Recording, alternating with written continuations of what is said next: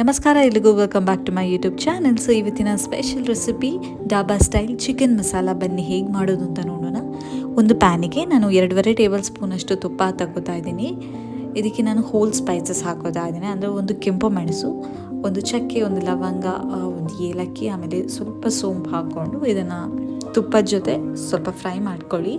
ಇಲ್ಲಿ 2 ನೀರುಳ್ಳಿನ ಹಾಕೋತಾ ಇದ್ದೀನಿ, ಒಂದು ಹಸಿರು ಮೆಣಸು, ಹಾಗೆ 1 ಟೇಬಲ್ ಸ್ಪೂನ್ ಆಗೋಷ್ಟು ಶುಂಠಿ ಬೆಳ್ಳುಳ್ಳಿ ಪೇಸ್ಟ್ನ ಹಾಕ್ಕೊಂಡು ಹಸಿ ವಾಸನೆ ಹೋಗೋ ತನಕ ಫ್ರೈ ಮಾಡ್ಕೋಬೇಕು. ಇದು ಫ್ರೈ ಆದ ನಂತರ ಇದಕ್ಕೆ ನಾನು ಅರ್ಧ ಕಿಲೋ ಅಷ್ಟು ಚಿಕನ್ನ ಇಲ್ಲಿ ತಗೊಂಡಿದ್ದೀನಿ. ಚೆನ್ನಾಗಿ ತೊಳೆದು ತೆಗೆದಿಟ್ಟಿದೆ. ಸೊ ಅದನ್ನು ನಾನು ಹಾಕೋತಾ ಇದ್ದೀನಿ. ಹಾಕ್ಕೊಂಡು ಎಲ್ಲನೂ ಒಂದು ಸಲ ಚೆನ್ನಾಗಿ ಮಿಕ್ಸ್ ಮಾಡ್ಕೊಳ್ಳಿ. ಆಮೇಲೆ ಇದಕ್ಕೆ ಬೇಯಬೇಕಾದ್ರೆ ನೀರು ಹಾಕೋ ಅಗತ್ಯ ಇರಲ್ಲ, ಯಾಕಂದರೆ ಚಿಕನಲ್ಲಿ ನೀರು ಬಿಡುತ್ತೆ. ಅದಕ್ಕೋಸ್ಕರ 2 ಟೇಬಲ್ ಸ್ಪೂನಷ್ಟು ಉಪ್ಪು ಹಾಕಿ ಇದನ್ನು ನಾನು ಬೇಯಕ್ಕೆ ಬಿಡ್ತಾ ಇದ್ದೀನಿ. ಸೊ ನೋಡಿ, ಇವಾಗ ಚೆನ್ನಾಗಿ ಬೆಂದಿದೆ.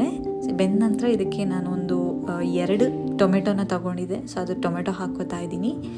ಟೊಮೆಟೊ ಹಾಕಿದ ನಂತರ ಇದಕ್ಕೆ ನಾವು ಮಸಾಲಾಸ್ ಆ್ಯಡ್ ಮಾಡೋಣ. 1 ಟೇಬಲ್ ಸ್ಪೂನಷ್ಟು ಜೀರಾ ಪೌಡರ್, ಆಮೇಲೆ 1 ಟೇಬಲ್ ಸ್ಪೂನ್ ಕೊತ್ತಂಬರಿ powder, coriander powder, 1 table spoon red chilli powder ಹಾಕೋತಾ ಇದ್ದೀನಿ. ಒಂದು ಅರ್ಧ ಟೇಬಲ್ ಸ್ಪೂನಷ್ಟು ಟರ್ಮರಿಕ್ ಹಾಕ್ಕೊಳ್ಳಿ, ಅರಿಶಿನ ಹಾಕ್ಕೊಂಡು ಇದನ್ನು ಚೆನ್ನಾಗಿ ಒಂದು ಸಲ ಮಿಕ್ಸ್ ಮಾಡ್ಕೋಬೇಕು. ಮಿಕ್ಸ್ ಆದ ನಂತರ ಇದಕ್ಕೆ ನಾನು ಒಂದು 2 ಟೇಬಲ್ ಸ್ಪೂನ್ ಆಗುವಷ್ಟು ಗಟ್ಟಿ ಮೊಸರು ತೊಗೊಂಡಿದ್ದೀನಿ, ಅದನ್ನು ಹಾಕೋತಾ ಇದ್ದೀನಿ. ಗಟ್ಟಿ ಮೊಸರು ಹಾಕೋದ್ರಿಂದ ಟೇಸ್ಟ್ ತುಂಬ ಚೆನ್ನಾಗಿ ಬರುತ್ತೆ, ಈವನ್ ಥಿಕ್ನೆಸ್ ಕೂಡ ಬರುತ್ತೆ. ಆಮೇಲೆ 1.5 ಟೇಬಲ್ ಸ್ಪೂನಷ್ಟು ಚಿಕನ್ ಮಸಾಲ ಪೌಡರ್ ಹಾಕೋತಾ ಇದ್ದೀನಿ. ನಿಮಗೆ ಇದು ಸೇಮ್ ಡಾಬಾದಲ್ಲಿ ಯಾವ ಥರ ಮಾಡ್ತಾರಲ್ವ ಅದೇ ಟೇಸ್ಟ್ ಬರುತ್ತೆ. ಆಮೇಲೆ ಒಂದು ಸ್ವಲ್ಪ ಅಂದರೆ ಒಂದು ಅರ್ಧ ಟೇಬಲ್ ಸ್ಪೂನ್ ಆಗುವಷ್ಟು ಗರಂ ಮಸಾಲಾನ ಆ್ಯಡ್ ಮಾಡ್ಕೊಳ್ಳಿ. ಉಪ್ಪು ನೋಡ್ಕೊಂಡು ಹಾಕ್ಕೊಳ್ಳಿ, ರುಚಿಗೆ ತಕ್ಕಷ್ಟು ಉಪ್ಪು ಹಾಕ್ಕೊಳ್ಳಿ.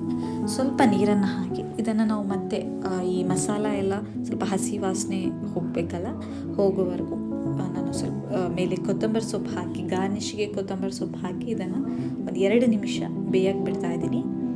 ತುಂಬಾ ಚೆನ್ನಾಗಿರುತ್ತೆ. ಇಡ್ಲಿ, ದೋಸೆ, ಆಮೇಲೆ ರೊಟ್ಟಿ ಜೊತೆ, ವೈಟ್ ರೈಸ್ ಜೊತೆ ಅಂತೂ ತುಂಬಾ ಟೇಸ್ಟಿಯಾಗಿರುತ್ತೆ. ನಾನಂತೂ ಬಾಯ್ಲ್ಡ್ ರೈಸ್ ಜೊತೆ ತಿಂತಾಯಿದ್ದೀನಿ. ನೀವು ದಯವಿಟ್ಟು ಕಮೆಂಟ್ ಮಾಡಿ, ಮನೇಲಿ ಟ್ರೈ ಮಾಡಿ ಹೇಗಾಗಿದೆ ಅಂತ ಕಮೆಂಟ್ ಮೂಲಕ ತಿಳಿಸಿ. ಹಾಗೆ ಮತ್ತೆ ಮುಂದಿನ ವೀಡಿಯೋದಲ್ಲಿ ಸಿಗೋಣ. ಅಲ್ಲಿ ತನಕ